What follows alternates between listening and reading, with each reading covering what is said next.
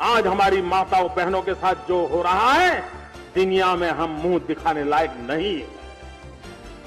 ये हम सबका दायित्व बनता है, नारी सम्मान का, नारी सुरक्षा का, डिग्निटी ऑफ विमेन, ये हमारा सामाजिक दायित्व बनना चाहिए। दिखावे पर मत जाओ, अपनी अकल लगाओ।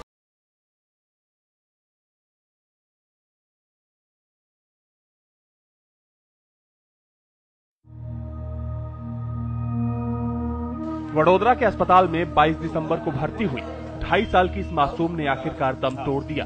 रिश्ते में फूफा लगने वाले शख्स ने इस मासूम के साथ पहले बलात्कार किया और फिर इसे खून से लथपथ हालत में झाड़ियों में फेंककर भाग गया। एक और देश भर में लड़कियों और मासूम बच्चियों के साथ होने वाले घिनौने अपराध के खिलाफ आवाज तेज हो रही है। वहीं दूसरी ओर वडोदरा की इस मासूम की जिंदगी शुरू होने से पहले ही इस घिनौने अपराध की बलि चढ़ गई।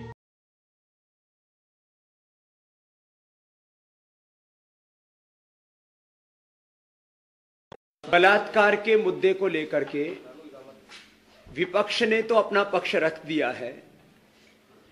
सत्ता पक्ष का बेसब्री से देश इंतजार कर रहा है कई दिनों से कि आदरणीय सोनिया गांधी जी और माननीय प्रधानमंत्री जी बलात्कारियों को फांसी दिलाने और फास्ट ट्रैक कोर्ट बनाने के मामले पर कब मौन तोड़ेंगे, कब चुप्पी तोड़ेंगे। ये क्या किया आशाराम बापू ने? दीपक भाई, दरअसल अभी क्योंकि मामला न्यायालय में चला गया है और कानूनी प्रक्रिया से गुजर रहा है, इसलिए इसमें मैं बहुत खुल करके कुछ इसलिए नहीं कह पाऊंगा। पक्ष प्रतिपक्ष में मैं निष्पक्ष रहना चाहता हूं कि कानून और न्याय को अपना काम करने देना चाहिए और दूध का दूध पानी का पानी होना चाहिए। लेकिन वो उस महिला के साथ छेड़खानी करते हैं, उसका पुरुष मित्र रेजिस्ट करता है, लड़ाई लड़ने की कोशिश करता है तो उसके सिर पर रॉड्स मारते हैं, लोहे की छड़ें, और उसके बाद उस बच्ची के साथ दुष्कर्म करते हैं और गैंग रेप करके उसको बस से नीचे फेंक देते हैं। आप मुझे बताइए, इस तरह की घटना की शिकार महिला ना जिंदा में रही और ना मरे में रही। वो एक जीवित लाश बनकर के अपना जीवन जिएगी अगर बच गई तो।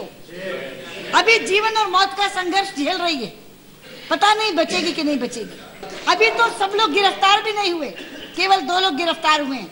लेकिन क्या कर रही है दिल्ली पुलिस, क्या कर रही है केंद्र की सरकार, क्या कर रही है गृह मंत्री और क्या कर रही है दिल्ली की मुख्यमंत्री? अध्यक्ष जी, आप स्वयं बताइए किन शब्दों में इसकी निंदा की जाए? कोई शब्द बचता नहीं है इसकी निंदा करने के लिए। आरोपी तो केंद्र सरकार है, आरोपी तो दिल्ली की सरकार है, आरोपी तो दिल्ली पुलिस है, जिसकी छवि आज ऐसी हो गई है कि वो लोगों की मदद नहीं करती। लोगों चाहेंगे मैं ये कहना चाहूंगा, सबसे पहले दिल्ली की मुख्यमंत्री शीला दीक्षित इसके लिए जिम्मेदार हैं, जो दूसरों के ऊपर जिम्मेदारियां डाल रही हैं। उसके पास सीधा सीधा दिल्ली पुलिस जिम्मेदार है, उसके कमिश्नर जिम्मेदार हैं। उनको चाहिए कि उनका डर होना चाहिए, किंतु दुर्भाग्य ये है कि आज ना दिल्ली सरकार का और ना दिल्ली पुलिस का कोई भी डर है। Joining the protest march here at India Gate is General V.K. Singh. Sir, you have joined the crowd here, you've joined the movement here. What is it that you demand from the government, sir? You hear what they are saying. That is the demand, I think, of the country.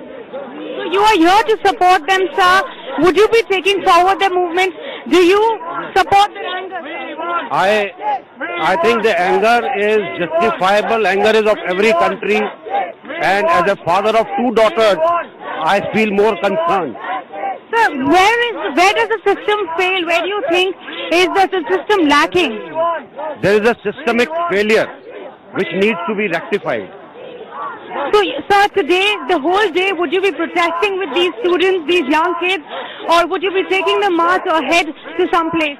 I have come here to support the cause, and the aim is to tell a few things to the youth.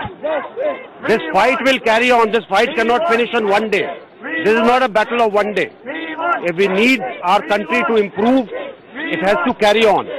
इनसे है, ये ऐसा नहीं होना चाहिए। Asaram involve है उनको बचाने के लिए। देखो, ये आपकी प्रेस की बेजवाबदारी है। आपको कुछ मालूम नहीं हकीकत का, न जांच करते हो। देखो, पूछ बात नजर में आता है, कहाँ से ठोक देते हो। क्या नुकसान होता है किसी इनोसेंट आदमी का, वो आप सोचते ही नहीं हो।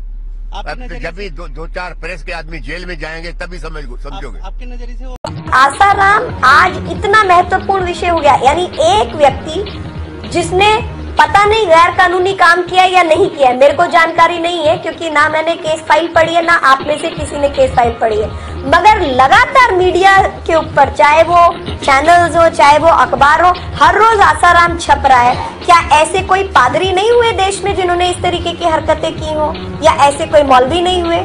पर शिकंजा कसता जा रहा है, वहीं बीजेपी उनके बचाव में दिख रही है। इंदौर के आश्रम में आसाराम बापू से मिलने पहुंचे बीजेपी विधायक रमेश मंडलोला ने उनके खिलाफ लगे आरोप को साजिश बता दिया। इसकी जांच होना चाहिए। मुझे लगता है कि एक षड्यंत्र का हिस्सा है। बापू को षड्यंत्र के तहत फंसाने की कोशिश की जा रही है। कुछ आके लोग और कुछ विदेशी शक्तियां भी जो बापू को पसंद नहीं करती। उमा भारती ने कहा है कि आसाराम बापू निर्दोष हैं, उन्हें फंसाया जा रहा है। आसाराम के बचाव में उतरी हैं अब उमा भारती। उमा भारती ने कहा कि सोनिया और राहुल गांधी के विरोध की आसाराम बापू को सजा मिली है और कांग्रेसी राज्यों में उन पर झूठा केस दर्ज हुआ है। संत बापू के साथ है। उमा भारती ने ट्वीट करते हुए कहा है कि संत आसाराम बापू निर्दोष हैं। सोनिया और राहुल गांधी के विरोध की उनको सजा मिली है। कांग्रेस राज्यों में उन पर झूठा केस